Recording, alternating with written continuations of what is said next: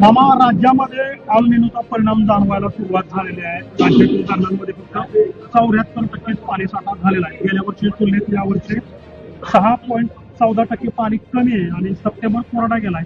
शेती उद्योगधंदा संकटात येऊ शकतो. 100% आपल्या सगळ्यांना माहिती आहे की अल निनोचं संकट हे आपल्या संपूर्ण देशावरती, राज्यावरती आहे आणि त्याचा परिणाम आपल्याला सगळ्याला तो दिसतोय. आणि खरंच ज्या प्रमाणामध्ये पाऊस पडायला पाहिजे त्या प्रमाणात पाऊस पडत नाही. पाऊस फक्त कोकणात, मुंबई, पुण्याच्या घाटमाथ्यावरती पाऊस जास्त झालेला आहे किंवा कोल्हापूर वगैरे.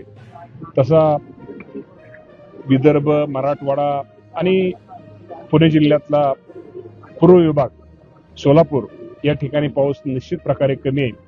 आणि खरं तर आता पिकं सगळीच पाण्याला आलेली आहेत आणि जिथं कॅनल आहे तिथं सगळीच पिकं एकदम पाणी मागतायत. खालच्यानं वाटते वरच्यानं मिळायला पाहिजे, वरच्यानं वाटते खालच्या मिळायला पाहिजे, पण ह्याला एकमेव उत्तर फक्त पाऊसच आहे. मी आपल्या माध्यमातून एवढंच परमेश्वराला साकडं करेल की लवकरात लवकर पाऊस जो आपल्या भागात येतो तो इतके पाऊस जेणेकरून यावा आणि राज्यामध्ये चांगल्या सर्व ठिकाणी पाऊस पडावा.